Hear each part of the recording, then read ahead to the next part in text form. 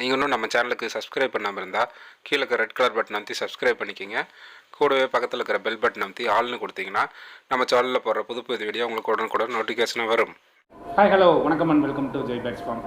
நம்ம லாஸ்ட் வீடியோவில் பார்த்தீங்கன்னா நம்ம ஃபார்மில் என்னென்ன ஃபிஷ்ஷஸ் இருக்குது, என்னென்ன ஃபிஷ் சேல்ஸுக்கு இருக்குது அப்படிங்கிறதெல்லாம் பார்த்துருந்தோம். அந்த ஃபிஷ்ஷஸை வாங்கினா எப்படி மெயின்டைன் பண்ணணும், என்ன ஃபுட்டு கொடுக்கணும், என்ன சைஸ் டேங்க் கொடுக்கணும் அப்படிங்கிறத பற்றி எல்லாமே நம்ம ப்ரோட்ட கேட்டு தெரிஞ்சுக்கலாம். ஓகேங்க ப்ரோ. வணக்கம். வணக்கம் ப்ரோ. நல்லா இருக்கீங்களா? ஓகேங்க. நம்ம லாஸ்ட் வீடியோ பார்த்துருப்போம் நம்ம ஃபார்மில் என்னென்ன மீன் இருக்குது எப்படி இருக்குன்னு. இந்த வீடியோ பார்க்குறவங்களுக்கு லாஸ்ட் வீடியோ பார்க்காதவங்க நம்ம ஃபார்ம் பார்த்துட்டு வந்துருங்க. அதே மாதிரி நான் அட்ரஸும் சொல்லிடுறேன். இந்த நம்ம ஃபார்ம் நேம் பார்த்திங்கன்னா விவசாயம் பார்வை அக்வாட்டிக்ஸ். எங்கே இருக்குதுன்னு பார்த்தீங்கன்னா நம்ம கோயம்புத்தூர் கனியூர் டோல்கேட் இருக்குல்லங்க, அது போய் நியர்பை 5 கிலோமீட்டர்ஸ். நீலம்பூர், சூலூர் இது ஏரியாலாம் நமக்கு பக்கம், அரசூர் அதெல்லாம் வந்து நம்ம ஒரு மிட் ஆஃப் தி ரேஞ்சில் இருக்கும். இதுதான் நம்ம ஃபார்மோட லொக்கேஷனுங்க. சொல்லுங்கள் ப்ரோ. ஃப்ளோரான் ஃபிஷ் வாங்குறாங்க.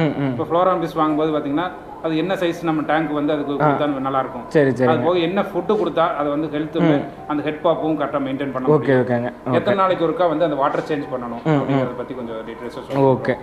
ஃபர்ஸ்ட் ஆஃப் ஆல் நீங்கள் வந்து மெயினாக வந்து பார்த்தீங்கன்னா வந்து நீங்கள் மீன் வாங்க போகிறீங்கன்னு ஐடியா அப்படின்னு பண்ணிட்டீங்கனாலே முன்னாடியே ஒரு 5 நாளைக்கு முன்னாடியே நீங்கள் டேங்க் ரெடி பண்ணிடணும். மினிமம் 3 days டேங்க் எல்லாம் செட் பண்ணிவிட்டு டேங்க் வந்து நீங்கள் ஃப்ளவரானுக்கு என்ன டேங்க் சைஸ் கொடுக்கணும்னு பார்த்தீங்கன்னா மினிமம் அண்ட் மேக்ஸிமம் 3 feet இருந்தாலே நம்மளுக்கு கரெக்டான சைஸுங்க. நம்ம டேங்க்கில் வேறு தேவையான இதுன்னு பார்த்தீங்கன்னா நம்ம டேங்க் 3 feet டேங்க்கு, அப்புறம் நம்ம பழைய தண்ணி, அப்புறம் மோட்டர், அதாவது ஆக்சிஜன் மோட்டர், ஒரு ஃபில்டர். நீங்கள் ஸ்பாஞ்ச் ஃபில்டர் வச்சாலும் சரி, டாப் ஃபில்டர் வச்சாலும் சரி, இன்டர்னல் ஃபில்டர் வச்சாலும் சரி, எதுனாலும் பெஸ்ட்டு தான் ஒரு ஃபில்டர்.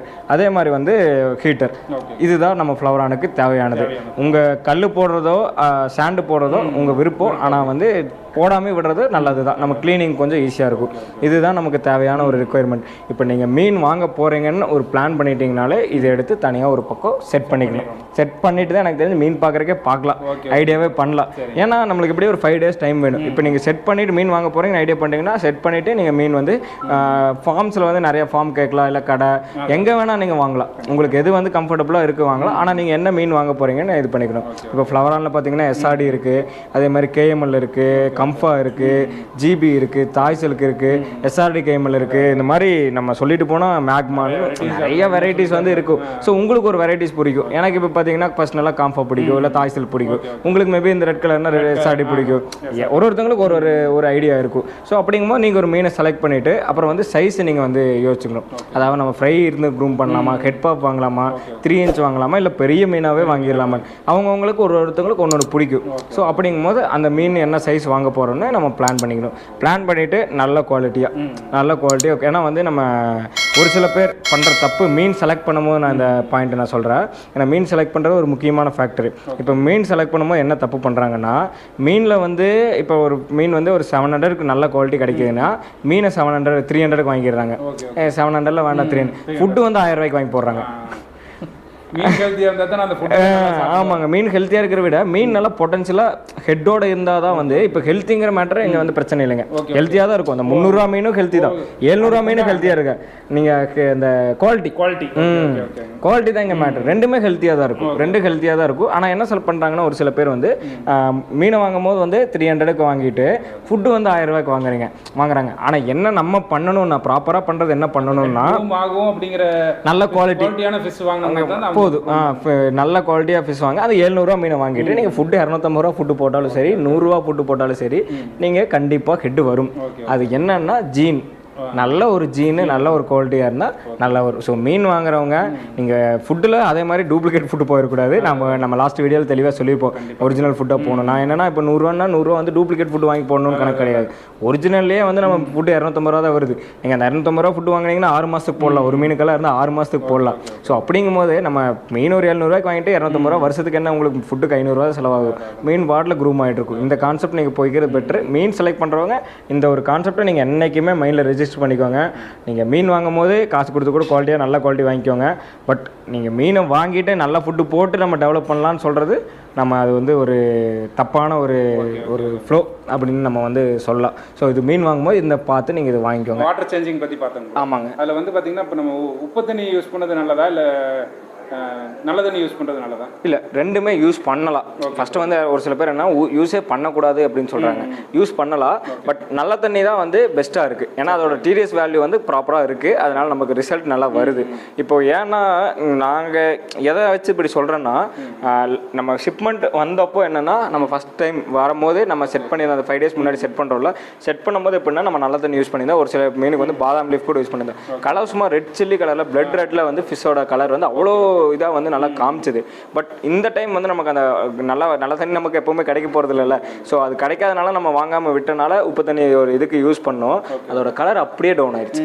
அந்த ரெட்டோட பாதி அப்படியே மீன் வெளுத்த மாதிரி ஆயிடுச்சு. ஸோ டிடிஎஸ் வந்து ரொம்ப இம்பார்ட்டன்ட் ரோல் வந்து ப்ளே பண்ணும். ஸோ அதனால் நீங்கள் மெயினாக நீங்கள் மீன் வளர்த்து போகிறீங்கன்னா நல்ல தண்ணியும் உப்பு தண்ணி சப்ப தண்ணி கூட யூஸ் பண்ணலாம். பட் ரொம்ப உப்பு படிகிற மாதிரி தண்ணி இது பண்ணக்கூடாது. அது டிடிஎஸ் கொஞ்சம் அதிகமாக இருக்கும்.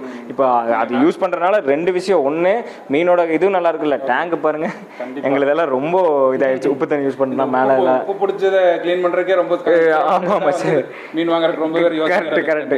அதனால் முடிஞ்ச அளவுக்கு சப்ப தண்ணியும் நல்ல தண்ணியும் யூஸ் பண்ணிக்கிறது பெட்டர். நல்ல தண்ணி நீங்கள் மாற்றுறதுனாலுமே ஒரு வாரம் வந்து அதை ஏஜிங் பண்ணி அப்புறம் மாற்றுறது ரொம்ப நல்லது.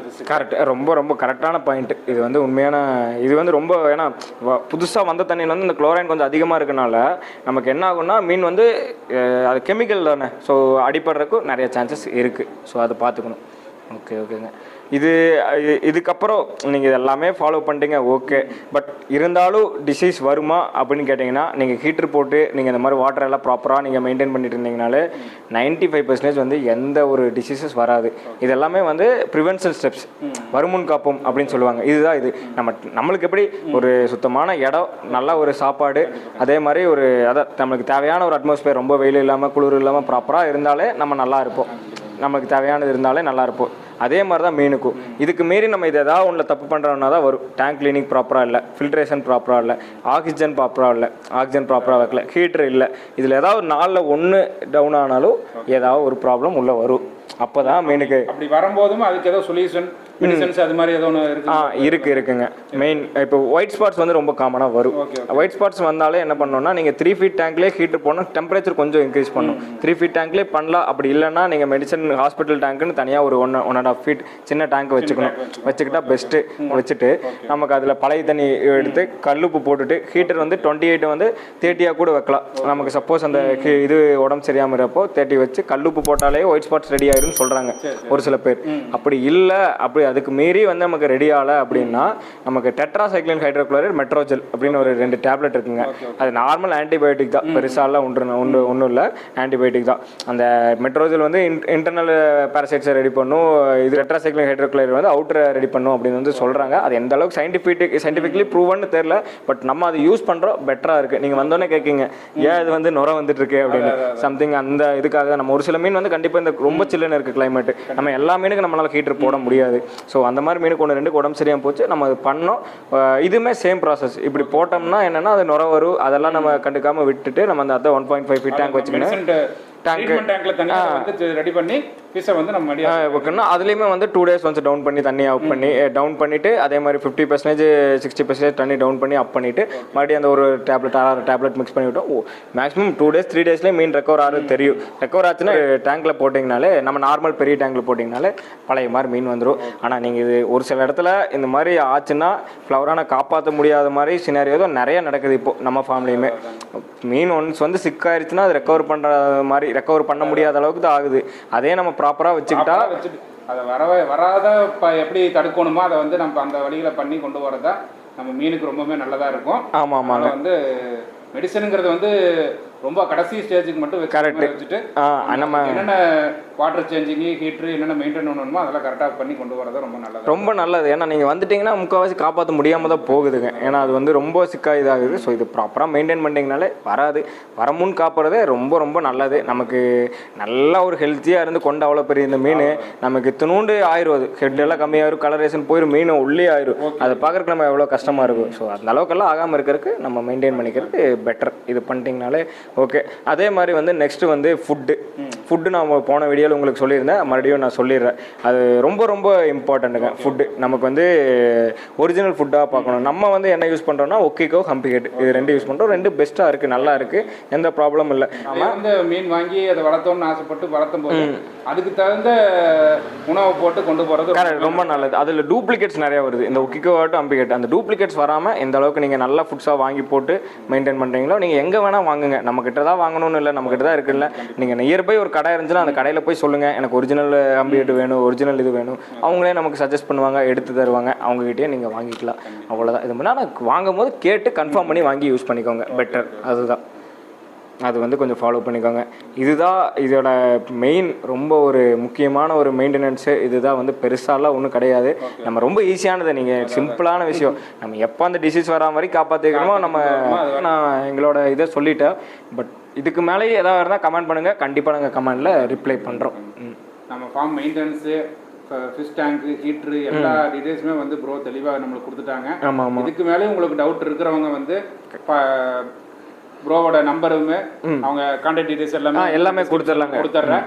நீங்கள் சேல்ஸுக்குமே கான்டாக்ட் பண்ணிக்கலாம், டவுட்டுக்குமே நீங்கள் கான்டாக்ட். கண்டிப்பாக நீங்கள் டவுட்டுக்குன்னா மெயினாக சேல்ஸுக்கு கால் பண்ணுறீங்களோ இல்லையோ டவுட்டுக்கு கால் பண்ணி நீங்கள் பேசுங்க, அது வந்து பிரச்சனை கிடையாது. ஓகேங்க ப்ரோ, ரொம்ப நன்றி. ஏன்னா வந்து ரொம்ப பொறுமையாக வந்து நம்மளுக்கு வீடியோ கவர் பண்ணுறாங்க. ஏன்னா நானும் பேசிக்கிட்டே இருக்கேன், அவரு பொறுமையாக உட்காந்து கேட்டுகிட்டே இருக்காங்க. ரொம்ப நன்றிங்க. நன்றி ப்ரோ. வீடியோ பிடிச்சா லைக் பண்ணுங்க, ஷேர் பண்ணுங்க, கமெண்ட் பண்ணுங்க.